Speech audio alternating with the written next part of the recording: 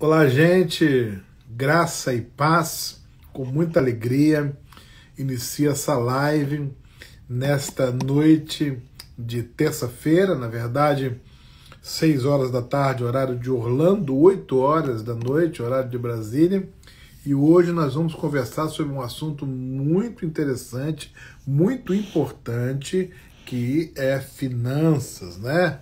Como que vai a sua finança, como está a sua vida financeira, como você está gerindo as suas finanças, como que essa crise aí do coronavírus impactou a vida financeira da sua família, como impactou a sua vida profissional, como você tem a sua visão formada a respeito de tudo isso, né? E nós vamos conversar com um pastor muito querido, especialista nessa área de finanças, que é o pastor Manuel Oliveira, lá da cidade de Framingham, no estado de Massachusetts. E nós vamos conversar com ele, daqui a pouco ele está entrando aí, tenho certeza que vai ser um papo muito agradável, né? Convide aí seus amigos e diga, olha, vamos lá para o Instagram do pastor Lécio, que vai ser bênção. Mandando aqui uma mensagem para ele, só para ver se está tudo ok.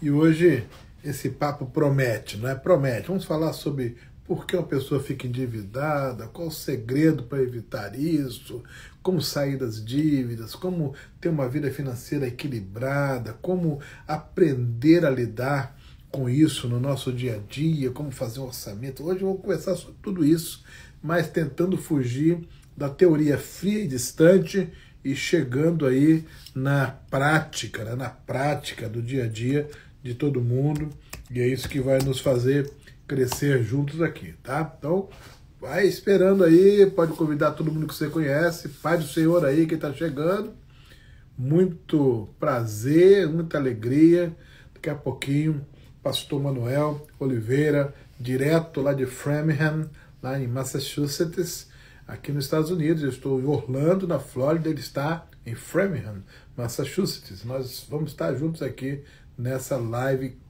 com certeza que será abençoadíssima.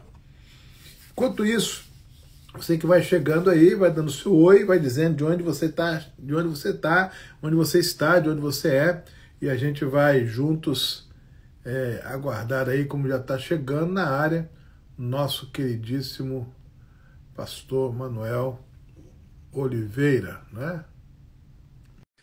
Aí, pronto, já dei autorização para ele entrar, já está entrando aí, e nós já vamos bater o seu papo. Boa noite, meu amigo. Boa noite, meu amigo. Você tá bom, pastor? Rapaz, que alegria poder falar com você hoje, Manuel. Que Alegria bênção. minha. Tudo em Alegria paz, hein? minha. Tudo Tive um em dia paz com você? corrido demais, mas muito prazer de estar aqui com você, viu? Eu que digo isso. Como é que tá aí em cima? Tá frio, calor, mais ou menos? Como é que tá? Hoje nós tivemos aqui um dia que é assim, para ficar na história, né? Porque por ser dia 10 de novembro, nós tivemos 71 graus. Opa! Batemos o recorde de não sei quantos anos. Muito bom.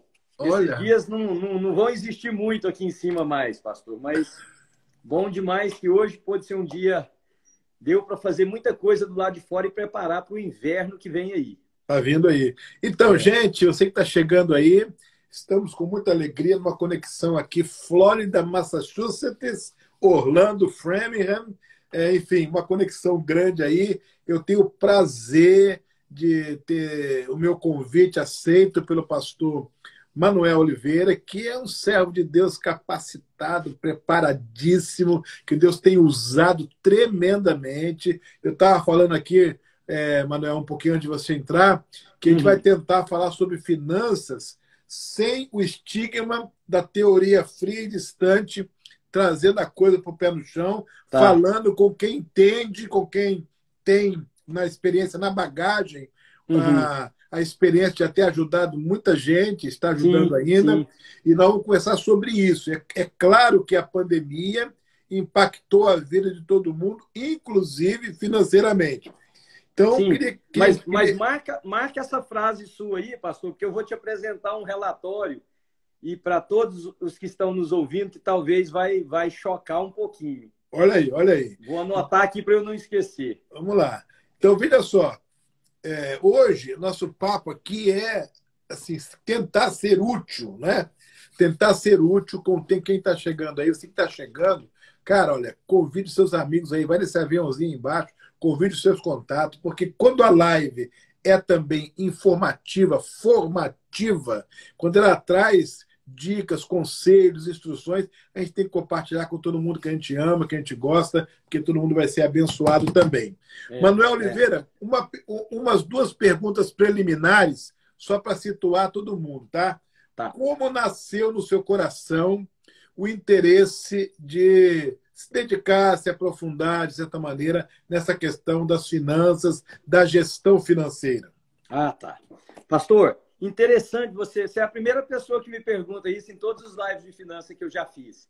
Mas, por coincidência, hoje eu pensando no que nós conversaríamos, veio no meu coração que você me faria essa pergunta, não sei por quê. Olha aí.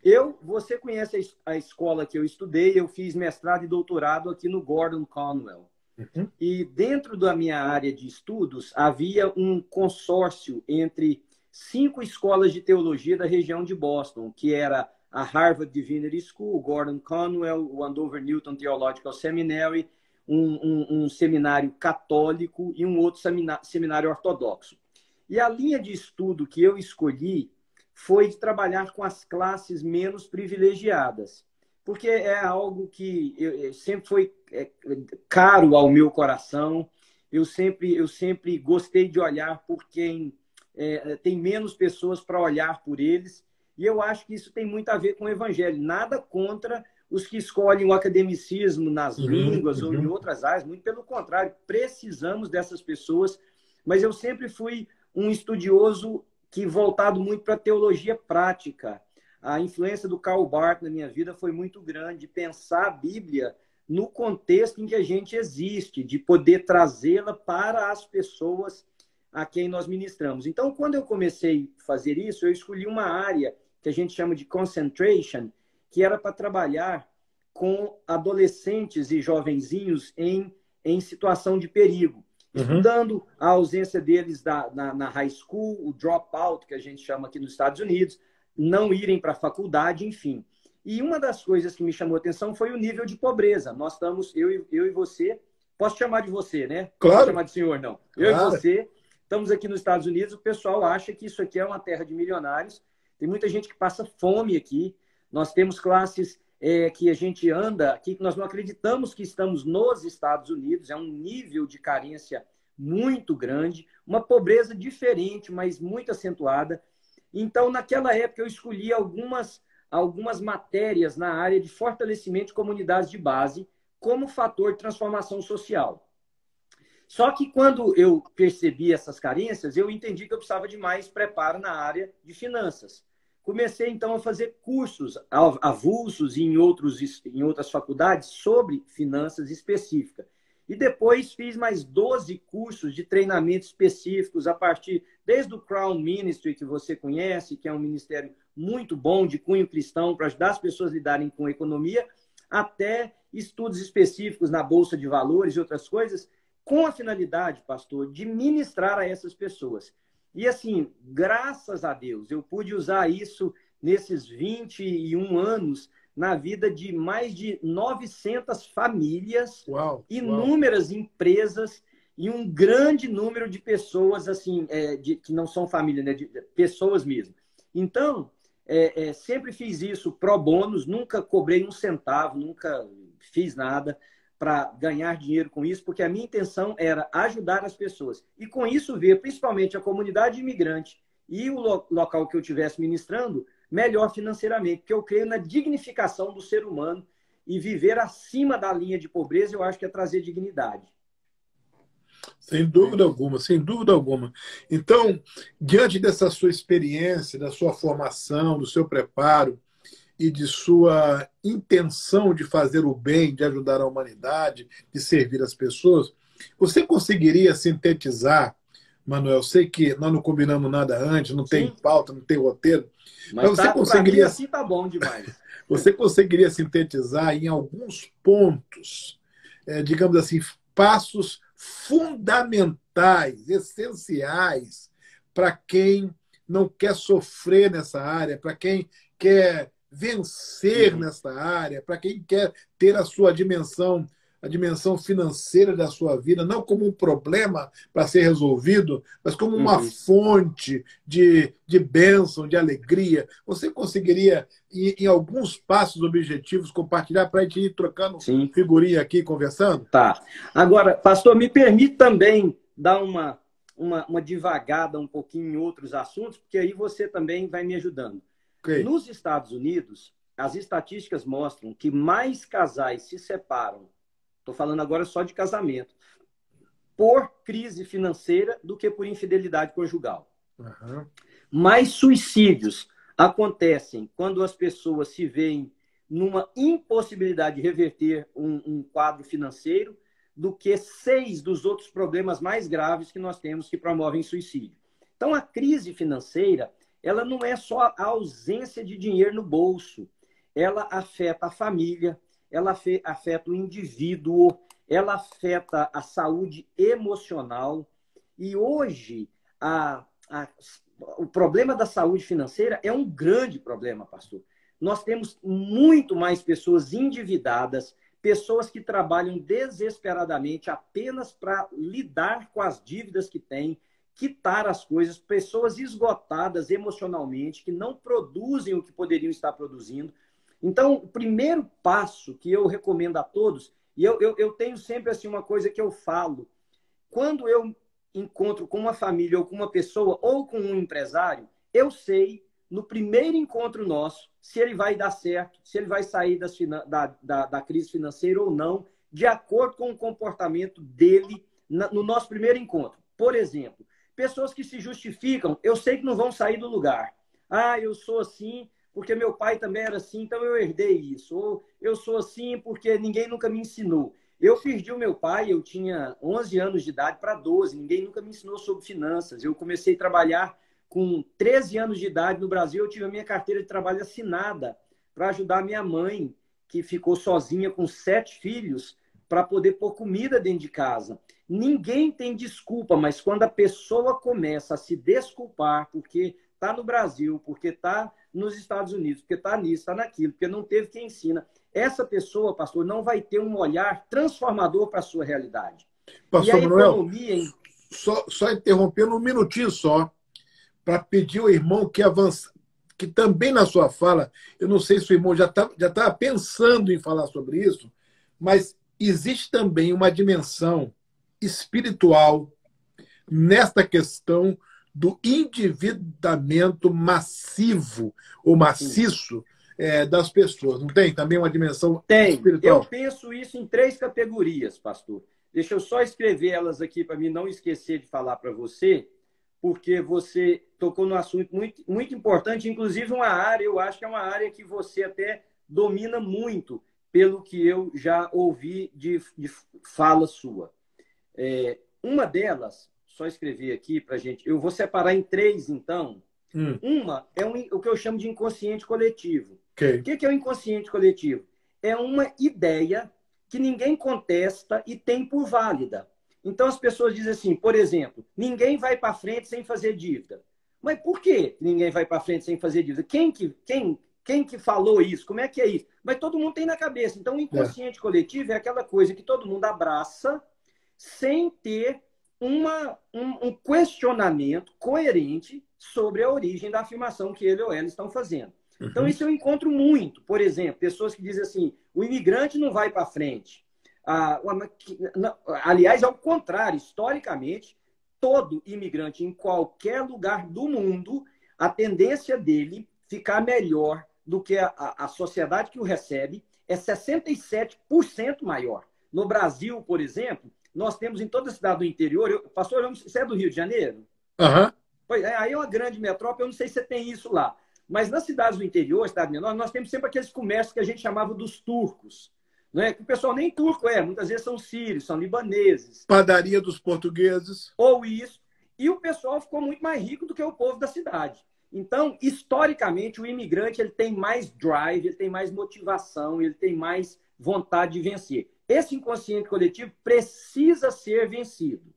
Em segundo lugar, pastor, tem o que eu chamo de comportamento aprendido. É isso que eu disse que eu acho que você poderia contribuir muito. O que é o comportamento aprendido? Que as pessoas, às vezes, lançam debaixo de uma maldição hereditária, mas nada mais é do que um comportamento errôneo aprendido. Viu um pai se endividar e aprendeu que aquele estilo, aquele modus operandi deveria ser também seu. Então, a pessoa não aprende a lidar com o dinheiro, a pessoa imagina que tudo se resolve com uma dívida, com um dinheiro emprestado, com um pagamento de um juro a um agiota, e por aí vai. Comportamento aprendido não tem nada a ver com maldição hereditária, não tem nada a ver com espiritualidade.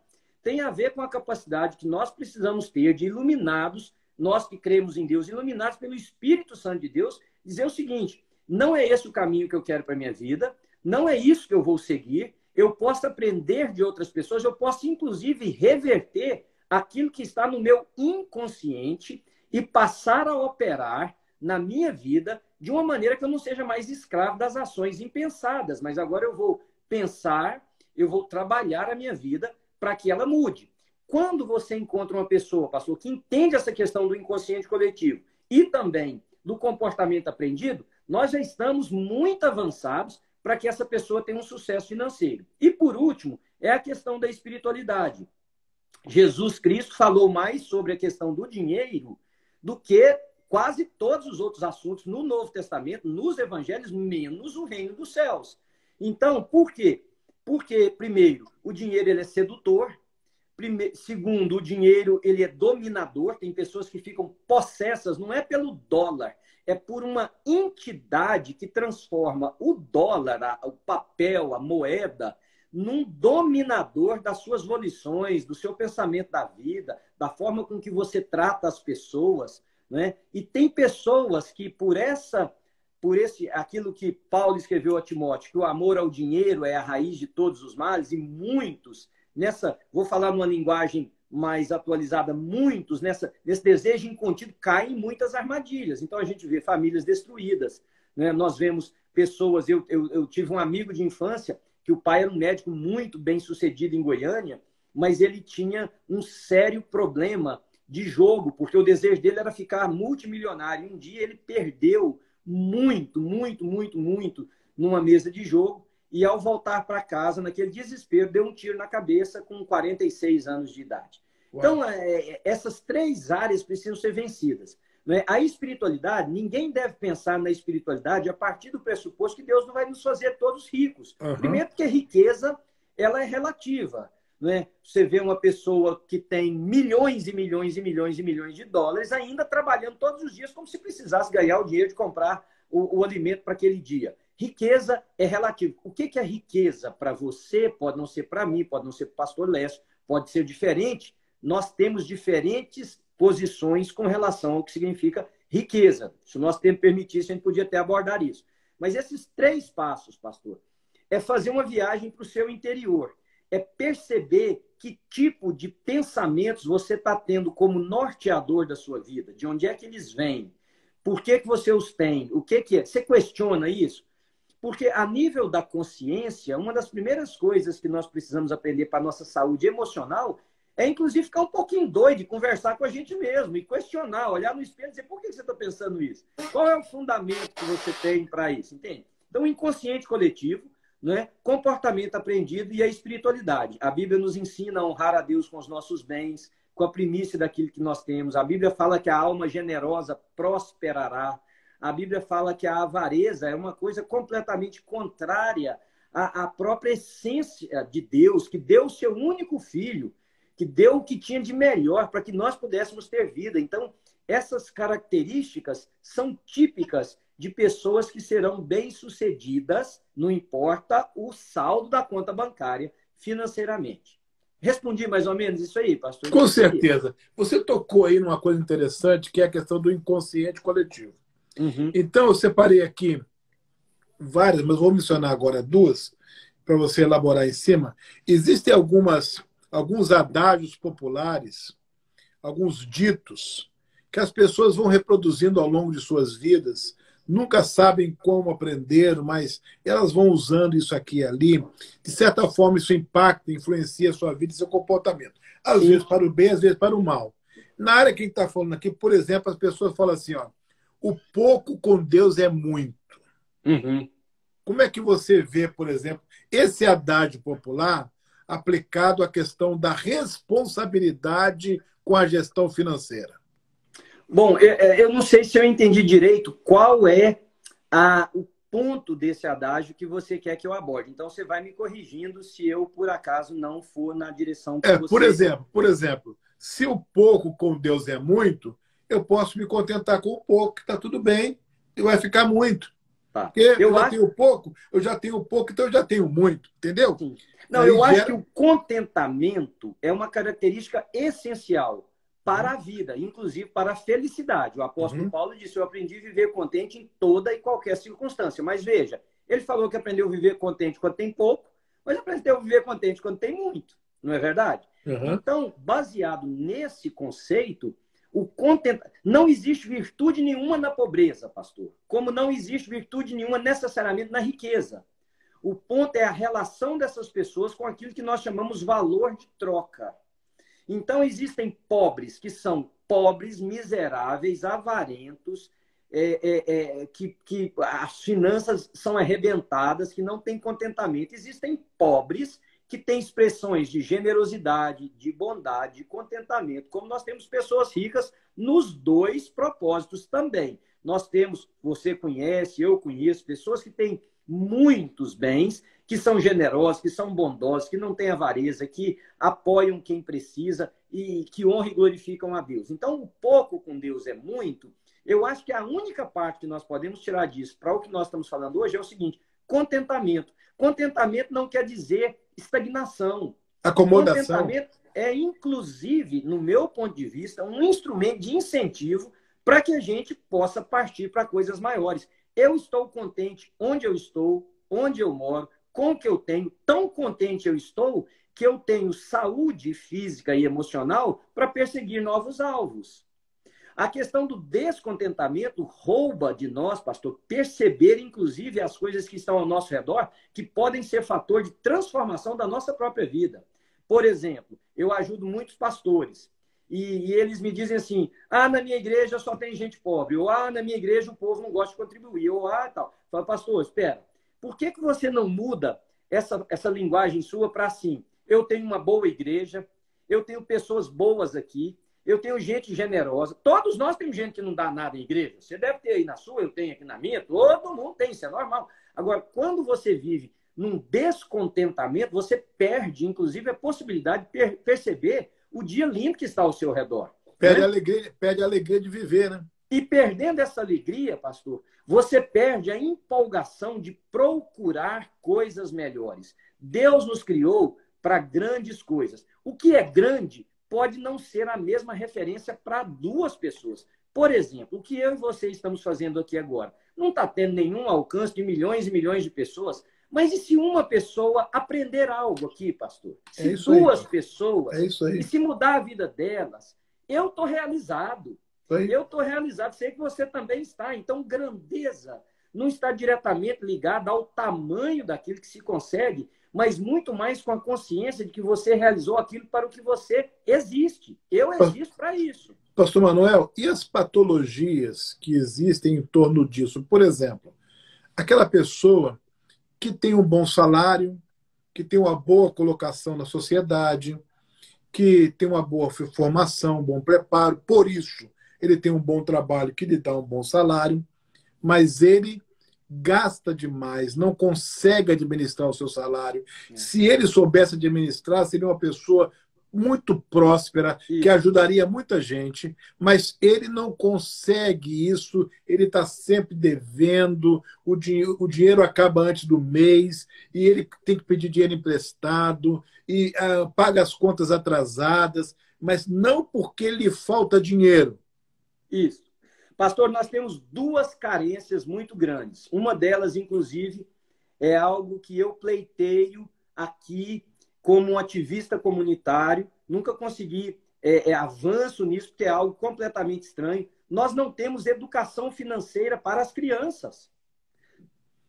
Aí não tem um pai que ensina, não tem um amigo que ensina. Vai aprender com quem? Com a vida? Então, a educação financeira para crianças, para adolescentes, na minha análise, seria a maior contribuição que qualquer um de nós poderia dar para que as pessoas vivessem melhor financeiramente lá na frente. Esse homem aí, existem inúmeros dele. Ele tem mais nome do que você imagina, pastor. O que eu sugiro a uma pessoa dessa? Aprenda agora. Então, a educação financeira vale para a criança, vale para o jovem, vale para o homem mais velho. Procure alguém perto de você que tem um pouco mais de conhecimento sobre finanças. Procure alguém que vai te ajudar a identificar as causas pelas quais você usa o seu dinheiro de forma incorreta e por que o seu dinheiro nunca dá. O tipo de pessoas que eu mais ajudei na minha história como consultor financeiro, pastor, foi gente que ganhava, isso aí que você está falando, gente que ganha muito bem e que não sobrava nada. Esse tipo de pessoa que eu trabalhei pessoalmente e eu posso dizer para você assim, eu vi inúmeras mudanças radicais, pastor. Radicais, porque quando você aprende, todos nós, eu tenho uma tese, todos nós conseguimos viver com o que nós ganhamos, desde que a nossa vida esteja de acordo. Todos. Com aquilo que eles não têm. E viver com aquilo que não tem vira dívida. Eu apliquei um conceito na minha vida, e eu brinco quando eu dou palestra sobre finanças, eu digo que se eu morrer, eu falo para minha esposa, se eu morrer hoje, tiver um ataque cardíaco, cair aqui morto, alguém vier aqui em casa receber $1, pode bater a porta na cara porque é um mentiroso. Eu não tenho dívida, pastor. Eu não tenho dívida. Eu e a Ana fizemos uma escolha de vivermos sem dívida. Vírgula, a gente paga o mortgage, que é o financiamento da nossa casa. Mas eu não tenho dívidas de carro, eu não tenho dívidas de cartão de crédito, eu não faço uma viagem para voltar e pagar aquela viagem. Eu pago aquela viagem antes de eu viajar. Eu não faço dívida. Se você fosse um homem bem mais rico que eu e me convida para fazer algo que eu não posso, eu não tenho dificuldade de dizer não consigo, não está no meu nível, eu não posso agora. Então, quando você não tem dívida, o que acontece? O seu salário vale mais. É mais salário, é mais fácil você ter tranquilidade e é mais fácil você começar a pautar um bom futuro financeiro. Então, o primeiro conselho, e eu trabalho muito isso, ficar livre de dívidas. Grande parte do que eu faço é ajudar pessoas a elaborarem as suas finanças de modo que elas eliminem dívidas de cartão de crédito. Para nós que estamos aqui nos Estados Unidos, por exemplo, eu ensino uma regra simples para as pessoas eliminarem dívidas de cartão de crédito, pastor, que às vezes reduz o débito da pessoa em 8 anos, em 9 anos. E é uma forma simples. Eu estou gravando um vídeo e eu vou passar para você. Você pode disponibilizar para quem você quiser. Claro. Porque eu preciso de um quadro para colocar. Daqui 1 semana e meia, 2, está pronto esse vídeo. É um vídeo rapidinho, de 5 minutos, para ensinar passos. Olha, faz isso para você sair das suas dívidas. Carro, por exemplo, pastor. As pessoas dizem assim, mas eu mereço um carro novo. Merecer é uma coisa, poder é outra. A gente precisa estabelecer algumas bases e parar com essa meninice de achar que a gente tem, financeiramente, que alimentar qualquer tipo de, sei lá, de sentimento das pessoas. Você pode ter um carro novo, você tenha. Você não pode, você não tenha. Então, o que eu sugiro às pessoas? Fica com um carro que você tem, que está velho, mais 2 ou 3 anos, coloque de lado 100, 150, no nosso caso aqui, dólares por mês. No final de 3 anos, no mínimo, você vai ter $3.600, se for só 100, se for, você vai ter até mais. E você pega aquilo com o seu carro e troca por um do ano que você pode. Repita isso 2, 3 vezes, você está com um carro zero, totalmente pago. Existem maneiras de fazer as coisas, pastor. Ao mesmo tempo, você precisa economizar e você precisa investir. Porque o que leva uma pessoa para frente não é o que ele ganha. O que leva uma pessoa para frente é o que ele consegue investir. O investimento... Isso aí cruza também com a questão da ansiedade, né, pastor? Sim. Porque o ansioso, ele não consegue Esperar. pensar no futuro. Esperar, né? Não consegue esperar. Então, várias pessoas me diziam assim nas minhas aulas de finanças, mas o senhor está falando para eu economizar 150, o que 150 vale? Eu falava assim, vale o que você não tem agora. Você tem 150? Não, então começa a economizar os 150, porque o 150 vira 300, vira 450, vira 600, vira 750. Um dia você pode colocar isso para render um pouquinho mais. Existe aqui nos Estados Unidos um investidor financeiro chamado Warren Buffett. Warren Buffett é considerado um gênio do investimento, porque ninguém nunca acertou tanto quanto ele. Ninguém nunca prediz o mercado financeiro com tanto acerto. O Warren Buffett tem mais de 100 livros escritos sobre as suas estratégias. Ele é o investidor, o fund manager da Berkshire Hathaway. Mas todos têm uma coisa em comum para falar do Warren Buffett: consistência na economia e consistência no investimento. Pastor, as pessoas não imaginam, quem está me ouvindo hoje, nos ouvindo, que tem 20 anos de idade, o tempo é seu aliado. Comece agora. Quando você tiver com 50 anos, você pode ter a sua independência financeira. Aí você diz assim, mas 50 anos, eu estou com 55, pretendo viver até 110, se Deus permitir. Você está pensando em morrer com 50, você que está nos ouvindo? Não, então para com isso. Comece a investir. E tem uma coisa, pastor. Esse escalonamento da economia e investimento é algo que é uma matemática que a maioria das pessoas não sabem fazer. Nós calculamos juros da seguinte maneira. Eu tenho 10, eu tenho 100, por exemplo, eu tenho 10% de rendimento anual em 100, então eu tenho 10. Mas 2 anos eu só tenho 20, 3 anos eu só tenho 30. Não. No segundo ano, você já tem juros sobre o seu capital principal e sobre os dividendos que esse capital principal gerou. Isso, em 10 anos, tem um efeito de escalonamento que é numa proporção, pastor, extremamente alta, extremamente alta. E é isso que eu tento ajudar as pessoas. Por exemplo, uma coisa muito simples, pastor. Anota isso aí que eu vou te explicar, que você pode até ensinar para outras pessoas. Quem está aqui nos Estados Unidos da América e paga um financiamento de casa que nós chamamos de mortgage. Geralmente, os mortgages são feitos em 30 anos. Quando a pessoa tem uma aquisição melhor, a capacidade melhor, ele faz em 15. Mas o convencional são 30 anos. Ou seja, pagando todo mês, você vai pagar sua casa em 30 anos. Se você comprou uma casa de $350 mil, em 30 anos, você vai pagar cerca de $136 mil de juros. Ok? A sua prestação nessa casa, só para ficar mais fácil aqui para nós, é $1.500 por mês. Por mês. Então, eu vou te ensinar uma regra, pastor. Eu já ensinei essa regra em tantos lugares e ela é infalível. Você pega os seus 1.500 todo mês, pega 1.500 e divide por 12, porque você vai pagar uma prestação extra só por ano. Não vale mandar o dinheiro de uma vez, porque o cálculo é diário. Então, eu preciso que você amortize os juros diariamente. Então, você vai pegar, no caso, $125 por mês e acrescentar aqueles 1.500 e enviar para o seu banco. Então, ao invés de pagar 1.500, você vai pagar 1.625.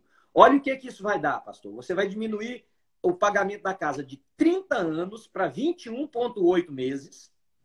E você vai economizar $72 mil de juro na vida do mortgage, for the life of the loan. Ou seja, você deixou de pagar 70 e tantos mil de juro. O dia que você for ver, você fala assim, mas eu não estou vendo o dinheiro. Ele está na sua propriedade como um equity, como um saldo positivo. O dia que você vender a sua propriedade, porque tem gente que diz assim, comprei minha casa por 300, depois de 30 anos, vendi por 500, ganhei 200 mil. Não, senhor. Você ganhou pouco mais de 40 mil, porque você pagou o resto em juros que você não percebeu para o banco. Aí, da maneira que eu estou te ensinando, você vai realmente ganhar. Nós temos aqui na nossa igreja, e isso me alegra muito, um número de pessoas para as casas pagas, pastor. Gente, pastor, só para recapitular o raciocínio.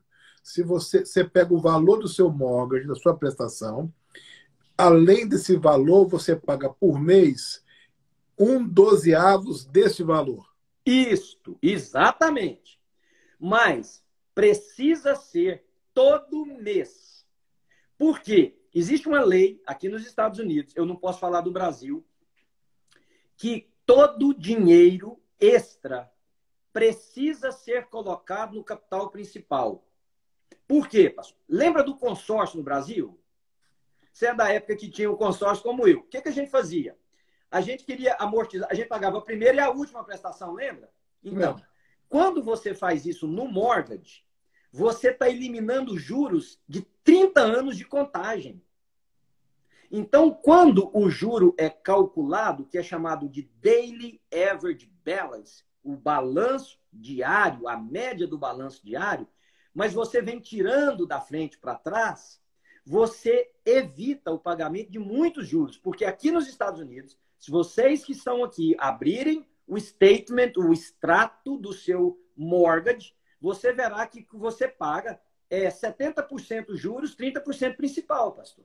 Até você paga primeiro os juros para depois entrar no principal. Quase tudo. Então, o que eu estou te ensinando? Eliminar o principal, porque esse juro aqui vai caindo. Quando você terminar, você está com a casa praticamente paga. Olha, várias pessoas que eu trabalhei pagaram casa com 12 anos, pastor, com 15. Porque é o seguinte, se você manda uma prestação dividida por 12, você tira 8 anos e alguns meses na vida do mortgage. Mas se você manda duas, você tira 10 anos e meio. 10 anos e meio, pastor. Tudo que você manda, tudo que você manda, além do valor do mortgage, vai amortizar no principal.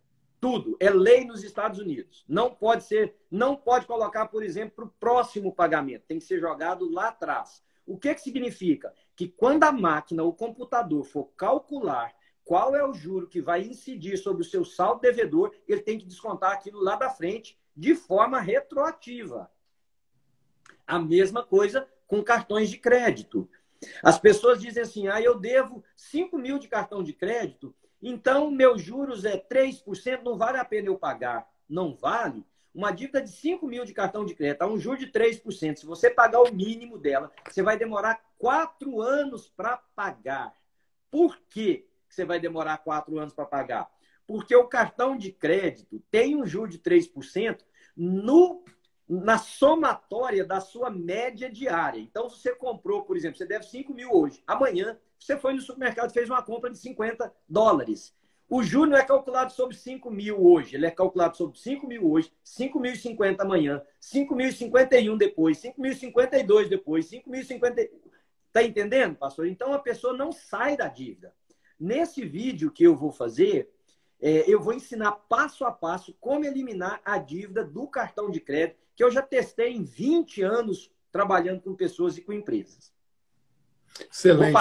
Vou parar, porque senão eu falo muito, deixa você fazer as perguntas. Não, rapaz, excelente. Essa live eu convidei você exatamente para a gente sugar o máximo aí possível daquilo que Deus te permitiu acumular para compartilhar com a gente. Deixa eu colocar uma outra pergunta. Esse raciocínio funciona da mesma coisa para o carro, mesma coisa para cartão de crédito, é tudo o mesmo raciocínio, né? O carro é um pouquinho diferente. O carro é um pouquinho diferente. As pessoas não deveriam comprar carro financiado, pastor. O carro financiado, principalmente se ele for comprado zero, e eu preciso falar aqui para os Estados Unidos, porque eu não conheço muito a realidade do Brasil.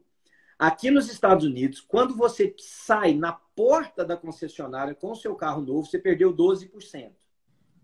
Ou seja, se você comprou um carro de $40 mil, você deixou ali na saída mais de 5 mil, quase 5 mil dólares ali na saída. No primeiro ano, pastor, você vai perder 18%.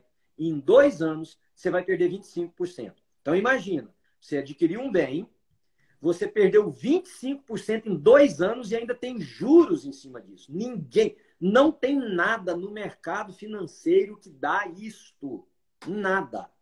Então, o carro, o que eu aconselho as pessoas fazerem é não fazerem dívidas para comprar carro. Vá devagar.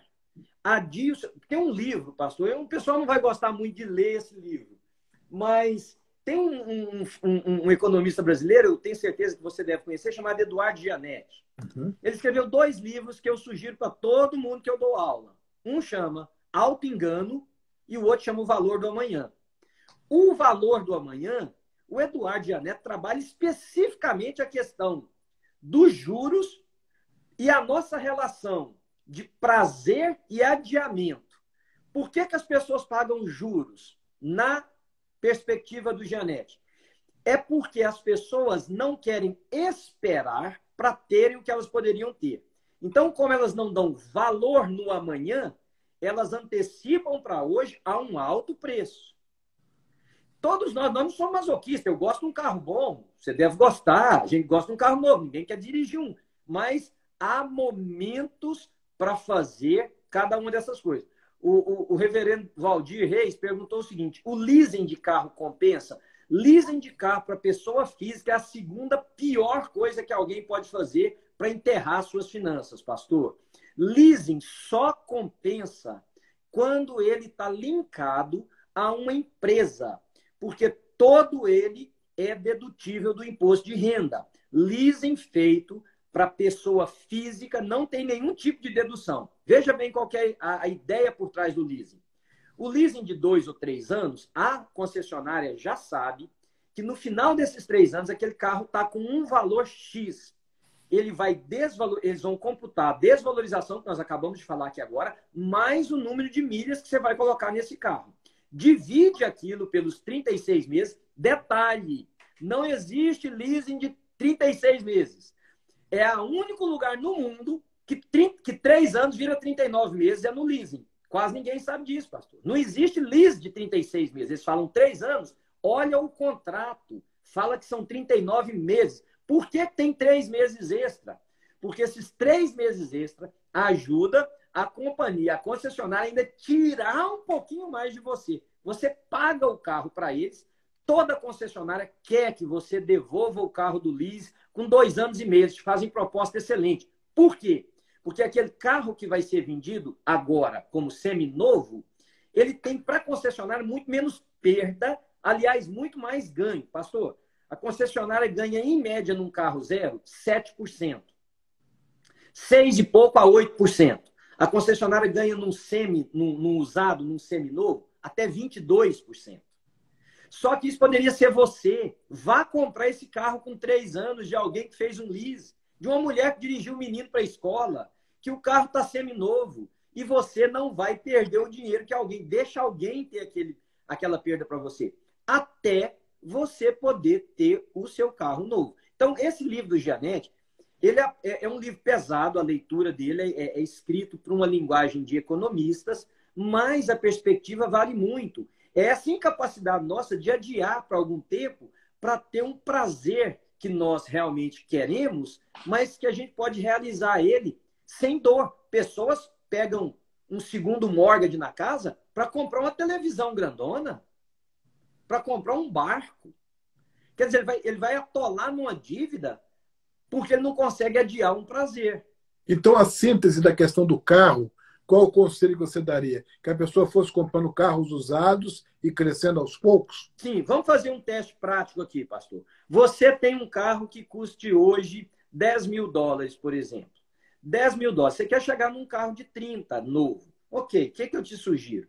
Depois de trabalhar o seu orçamento familiar, descobrir tudo que nós podemos enxugar para virar economia, nós vamos construir um sonho chamado carro. Esse sonho vai ser alimentado toda semana ou todo mês, de acordo com a forma que a gente recebe aqui, com um valor X. Vamos supor que seja $300 por mês. Então, nós estamos falando de $3.600 por ano. $3.600 vezes 3, nós temos 10.800. Aí alguém vai dizer assim, mas o carro que hoje vale 10, daqui 3 anos ele não vale 10 mil, ele não vale 10 mil mais. Tá, quanto que ele vale? No máximo que ele desvalorizou, porque o carro atinge um teto, pastor, de desvalorização. A grande desvalorização vem nos primeiros 5 anos daquele carro. Depois, ainda mais se ele for um carro com uma marca boa, que tem boa reputação de durabilidade. Então, o que a pessoa faz? Aquele que valia 10 caiu para 9. Pega 9 com 10.800, você tem 20 mil, ok? Vai lá e compra um outro carro por 20 mil. dirige ele mais 3 anos, nós temos mais $3.600, só que agora você tem um carro, de 18 mil. Então, mais $18.000, nós temos um carro hoje de 21.600 para você poder ir comprar. Pastor, eu já fiz isso inúmeras vezes. Nunca demorou 5 anos para a pessoa, ou 5, no máximo 6 anos, para a pessoa ter um carro seminovo. Seminovo. A não ser que nós estamos falando de uma pessoa com uma situação financeira muito problemática e que ter um carro melhor é a última das preocupações do momento. Quando eu trabalho com as finanças, a primeira coisa que eu trabalho é tirar a pessoa de um estado existencial de viver sem se pagar. O que eu chamo de viver sem se pagar? Na verdade, pastor, o seu salário, o meu salário, só é nosso daquilo que nos sobra. Não adianta nada você ganhar $20.000 por mês se você entrega R$19.500 para as pessoas. Para o dono da sua casa, que é o banco, para o dono do seu carro, que é a concessionária, para a companhia disso, daquilo, para os cartões de crédito. Na verdade, você trabalhou por $500. Então, o que eu chamo de se pagar é o seguinte, a minha regra é simples. Eu sou cristão, eu creio em nós sermos generosos, eu creio que Deus é dono de tudo. Eu não estou falando isso para você dar mais dinheiro para nenhuma igreja, eu estou falando o que eu creio. Se o pastor Lécio crê de forma diferente também, pode falar, pastor. Eu creio que nós devemos honrar a Deus com aquilo que nós temos. Então, minha regra é o seguinte, de tudo que a gente ganha, a gente tira primeira parte de Deus. Então, eu vou usar um número, uma porcentagem só para você entender. 10% vai para Deus, no caso. Você quer dar 18, 20, 15, 14, não importa. Estou usando um número base. 10% vai para Deus. 10% vem para mim. Eu sou o segundo a receber depois de Deus. E o que sobrar é o que eu tenho direito de viver. Essa é uma regra chamada 80-20, mas eu gosto de trabalhar com a chamada 70-30. Vou explicar agora. 10% vai para Deus, 10% vem para mim, 10% vai para garantir o meu futuro, os outros 70% eu vivo com ele. Eu não consigo viver com 70%. Não consegue agora. Se você trabalhar a sua vida financeira, se você tiver sobriedade, determinação, dedicação, você vai viver com 70% e ainda vai sobrar. Extraordinário, extraordinário. Pastor, infelizmente a nossa live só dura uma hora, acabando, né? que dá muito. Agora, deixa eu fazer um pedido. Eu gostaria que nós gastássemos uns minutinhos agora com o irmão dando alguns conselhos práticos para igrejas. Por quê? Nesse período de pandemia, o aspecto financeiro pegou muitas igrejas de calças curtas. Uhum. Muitas igrejas ficaram sem condição de pagar até o seu próprio aluguel, ou o seu mortgage, enfim, muita crise, notícias de igreja tendo que ser desativadas, etc.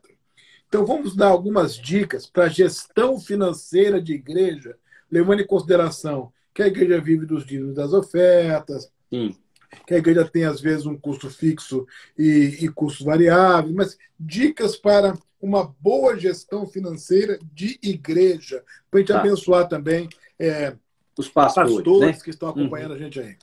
Pastor, a primeira coisa que eu falei que eu ia falar e que talvez ia chocar muita gente, e não estou falando de imaginação, eu fiz pesquisas. Na pandemia, aqui nos Estados Unidos, todo mundo ganhou mais dinheiro do que antes. Todos.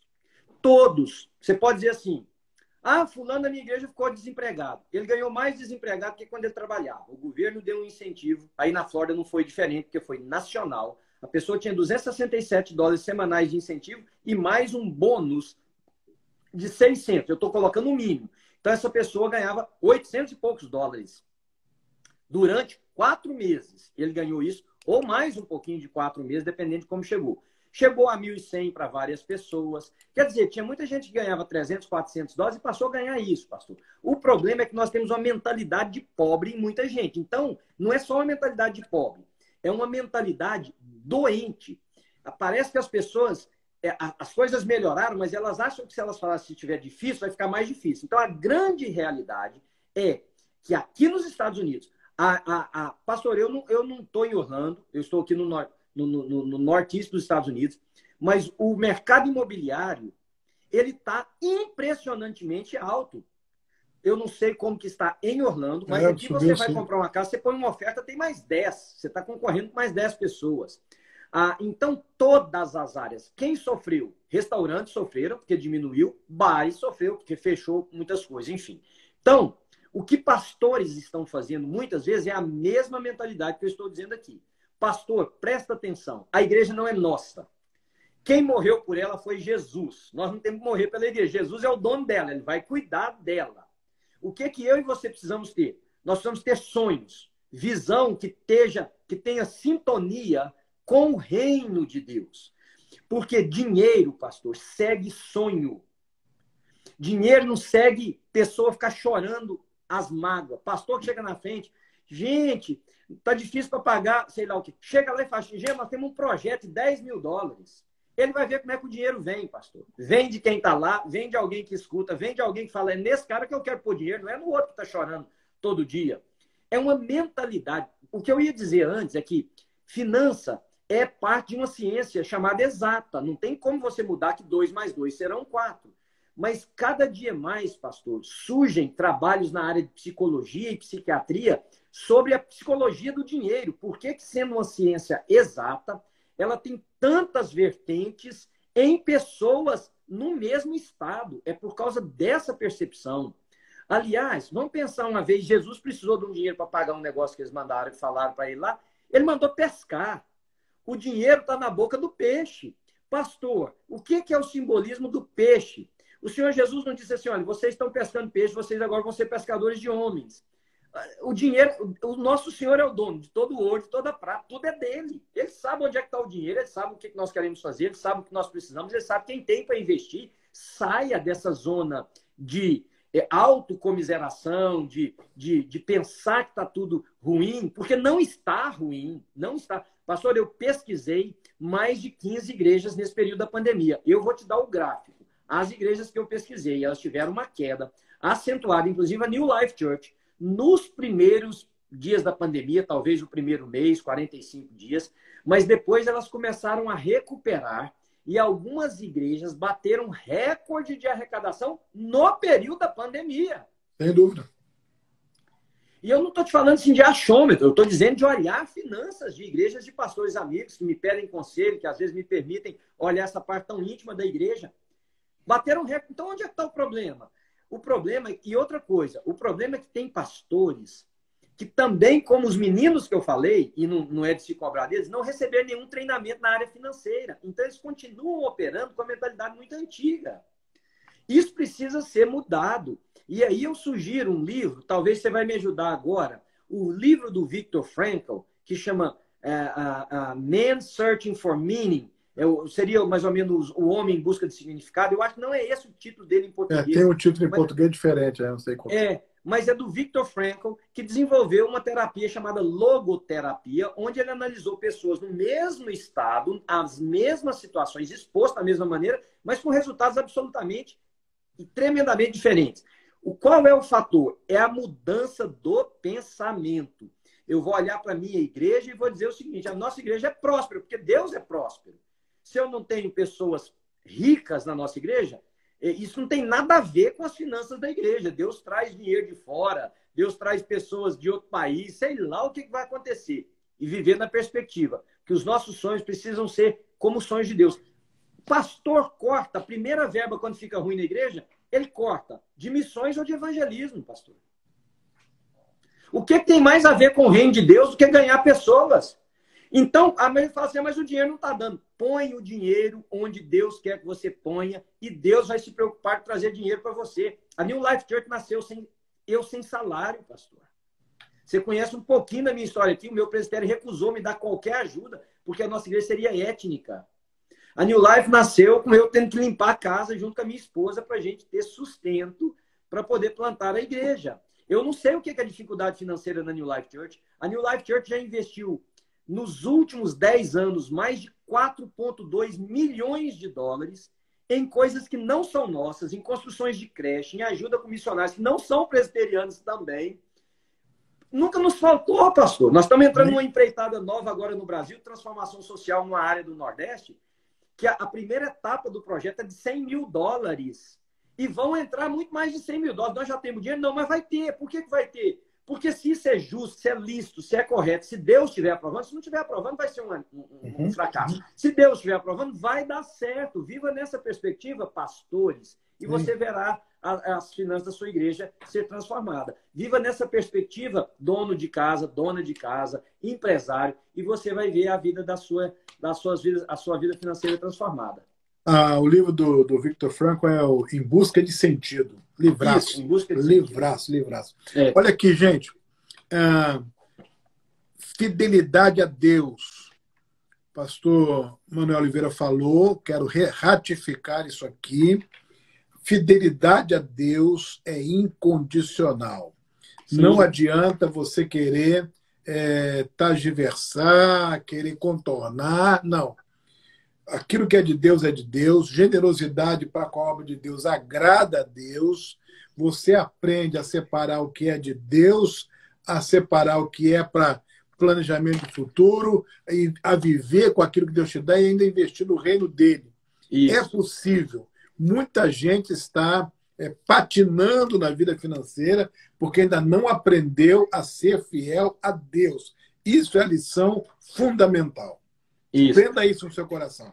Pastor, eu vou disponibilizar esses vídeos também no meu Instagram. Então, ótimo. Os seus seguidores, as pessoas que quiserem, olha, não é vendido, não tem ótimo, finança ótimo, por trás. Ótimo. Aliás, tem ensino sobre finança. Vai lá no meu Instagram, me siga, porque daqui 1 semana e meia sai o primeiro. Você pode baixar, pode distribuir para os outros. Eu vou mandar para pastores amigos, para eles usarem nas igrejas, enfim, tá? O pastor Manuel, olha, muito obrigado por sua... Eu que te agradeço. Por esse papo agradabilíssimo. Eu gosto de terminar um pouquinho antes para o Instagram não cortar a gente, que essa live fica arquivada lá no Instagram e todo mundo pode assistir. Tem sido maravilhoso isso. Que pastor bom. Manuel, sua igreja, sua família, que Deus os abençoe muito. Quem Amém. Sabe, vamos ter a oportunidade de fazer outras lives, né? Vamos. E eu recebo essa bênção sua e desejo o mesmo para você, para essa igreja linda em Orlando, para os seus seguidores aqui no Instagram. Deus te abençoe. Quando precisar de mim, se eu puder servir, estou à disposição, viu, pastor? E o meu último apelo é o seguinte, pastor. Estou numa campanha para a gente criar uma rede do bem. Então, a rede do bem é o seguinte, todo mundo que me segue, passe a seguir o Manuel agora. E a mesma coisa eu peço a você que está aqui, vá lá seguir o pastor Lécio. Porque se você tem, pastor, condição de alcançar mais pessoas com coisa boa... E aí, pastor, a gente vai criando uma rede do bem e vai alimentando nossas ovelhas no Instagram delas com pessoas que fazem diferença. Isso. E que tem algo a contribuir. Então, vamos construir essa rede do bem aí, que Deus vai nos abençoar muito. Amém. Um grande abraço, pastor. Deus abençoe a todos que nos acompanharam aí. Muito obrigado, hein? Obrigado.